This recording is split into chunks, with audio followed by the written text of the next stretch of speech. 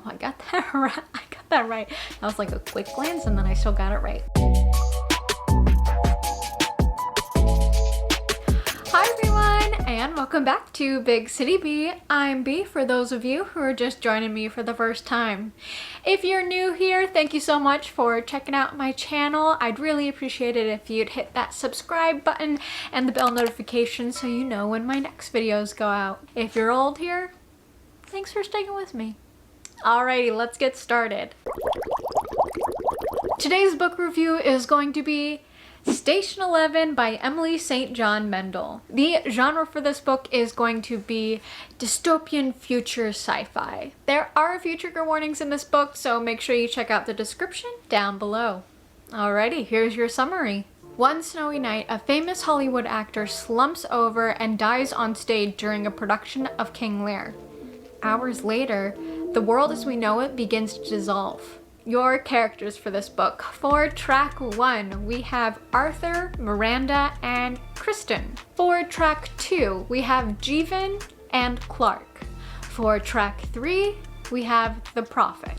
Moving on to things that I liked about this book. The first thing that I liked about this book was the almost dreamlike writing quality that Emily displays in this book. It reminded me a lot of Erin Morgenstern's writing, and even though Erin writes more fantastical, magical content, I was definitely feeling a lot of the dreamlike, languid feelings of going through this book with Emily, but hers was definitely grounded more in reality than the fantastical. The second thing that I liked in this book was the multiple character perspectives. I think in this book it was done really well because it connects a lot of the different plot points to each character and gives you a little bit of background and insight into what was going on behind the scenes. The third thing that I liked about this book was the interlaying of the comic book throughout the whole story.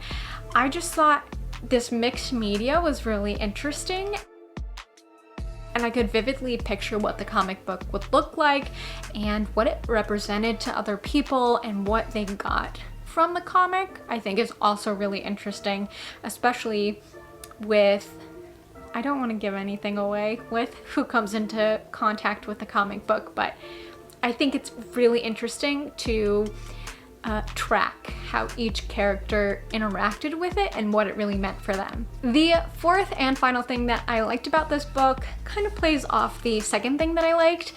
I liked that all of the characters were connected in some way. In some books where you have multiple perspective, it's not necessary that the characters know one another, but in this one, there's just so many like 6 degrees of separation that I really enjoyed, and it was like a little surprise every time you found out how one of the characters knew the other character or how they were connected. So I really enjoyed that, and I thought that was really well done by Emily. Moving on to things that I didn't particularly like about this book. The first thing is, I read this during the crazy chaotic time that we're in right now with the pandemic, and it hit a little too close to home, especially that first chapter or two. I started to get a little worried and a little freaked out, and I was like, oh my gosh, should I go to the grocery store? Should I be buying more survival supplies? What would I do? I know we've been in this for almost a year now, but what if the electric grid goes down and what would I do? And it just, it kind of made me spiral a little bit. So I had to take a second and go, okay, this is not real. This is not the same situation that we're in right now, and kind of calm myself down a little bit. So that was something that I didn't like because it stirred up a lot of anxieties within myself. The second thing that I didn't particularly like is that I would have liked to have included Elizabeth's perspective. I think her journey definitely influences significantly one of the other characters, and I think even just one chapter from her perspective would have given us some real background and how they got to the point that they got, because it's pretty crazy. The third and final thing that I didn't particularly like is another character perspective that I just would have liked to hear more from. I would have liked to hear also more from Jeevan. After we hear about him after the play, he just kind of disappears. And I do understand that he does come back. I'm trying not to give any spoilers. Dang it, I'm gonna have to put in a spoiler slide. Spoilers! So I would have liked to know how Jeevan got to the community that had restarted their own electric grid and had a functioning society. I think that was really interesting and was just kind of thrown in at the end of the book as like a hopeful thing that Kristen and the caravan could look into, and that there was hope for the world. But that's really interesting that they restarted that when it seems like none of these other towns on the East Coast / Toronto could. So I would have liked to hear about that a little bit more.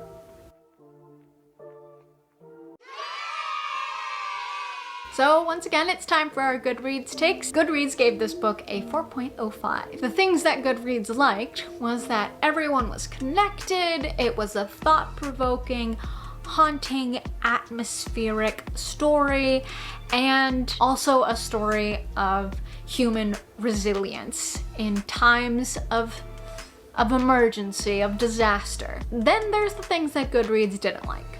The first thing that Goodreads didn't like was the traveling symphony.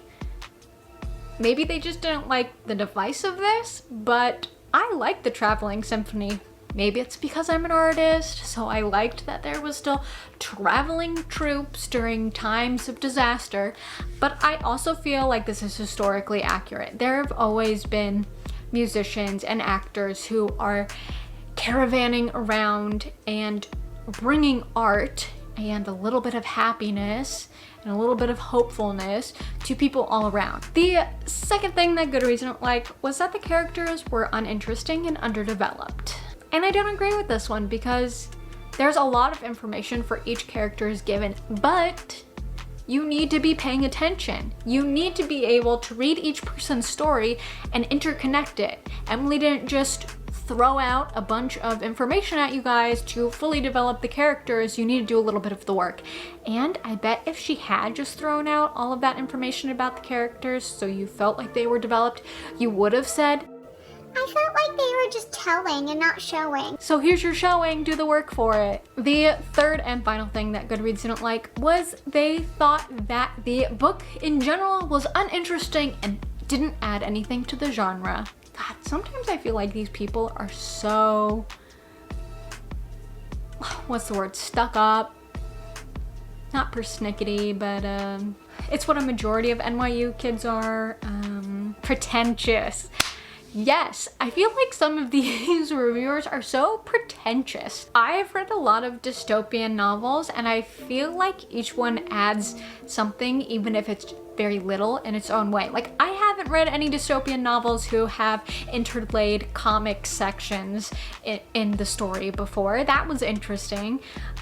Yes, maybe the pandemic Georgian flu thing has been done before, but I mean, there's only so many ways that the world can get to a dystopian state, right? Quote number 1. Hell is the absence of people you long for. Oh, who else is feeling this right now? Cause I'm feeling it. It is a struggle to want to see your friends and family right now, and you can't because it's not safe. It's not safe for you, it's not safe for them. So we're each in our own little hell circle right now, so if you can text people, let them know you're thinking about them, that's great, but I know I'm really bad at that because I find it really draining to be texting people, and then I get stuck in my head that I'm a bad friend, and hopefully my friends will understand when I can see them again. Quote number 2, everything ends. I'm not afraid. Man, I wish I had that kind of bravery and strength. I know that everything is gonna end, but like, I'm trying to channel this quote a little bit more and not be afraid because I've lived my life to the fullest. Quote number 3, I repent nothing. Ooh, I like this one because it's like a no regrets. Everything you've done with no regrets. And I really like this because this comes from a female character, and I personally feel like women a lot of the time are made to feel like some of their decisions are selfish and that they should feel bad about them. And so this one is just, no, you're gonna own it. You don't regret anything. You don't feel guilty about anything. I repent nothing. Lastly, would I recommend this book? Yes, I would recommend this book, but maybe not during a pandemic. If you have any kind of anxious thoughts, or you could give be put into an anxious spiral pretty easily. Maybe don't read this. Maybe wait until everyone's vaccinated. But if you don't have those thoughts, I think this is a great read. I got through it really quickly. I really enjoyed the characters and the writing. I'm looking forward to reading more of Emily St. John Mandel's books. I have The Glass Hotel on my to-be-read list. And I actually don't know a whole lot about that book either, just that it happens at a hotel. So I like going into her books a little blind, especially now that I know that I like her writing style. So I'm excited to see what happens. If you have any really great dystopian books that you love, go ahead and leave me the titles down in the comments below. I'd love to check them out. If you like this video, make sure you hit that like button. And if you're not already, please subscribe if you liked today's video. Alrighty everyone, all the best always. Bye.